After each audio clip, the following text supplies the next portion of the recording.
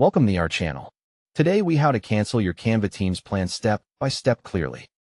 Open your web browser and go to Canva.com. Click Login and sign in to the Canva account that owns the Teams subscription. Make sure you are on a computer, because billing options are easiest to find on desktop. Look at the top right and click your profile icon or your account photo. From the menu, click Settings. In the left sidebar, find and click Billing and Plans.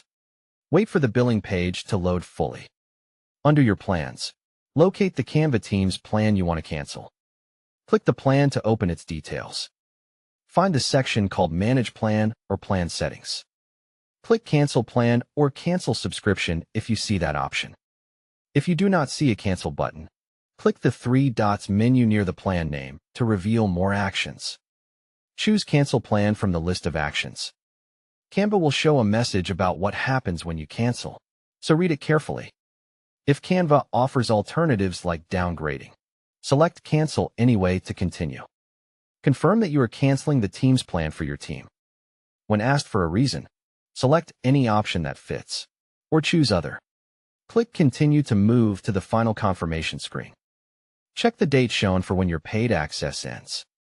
Click Confirm Cancellation to finish the process. Look for a confirmation message on the screen that says your plan is canceled. Also check your email for a cancellation confirmation from Canva. If you are the team owner, notify your team members that the plan will end on the listed date. If you want to avoid future charges, verify that auto-renewal is turned off after cancellation.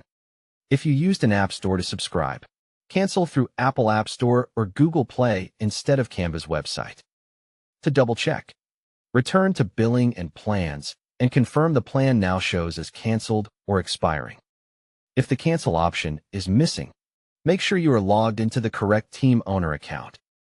If you still cannot cancel, use Canva Help and contact support from the Help button in the lower corner.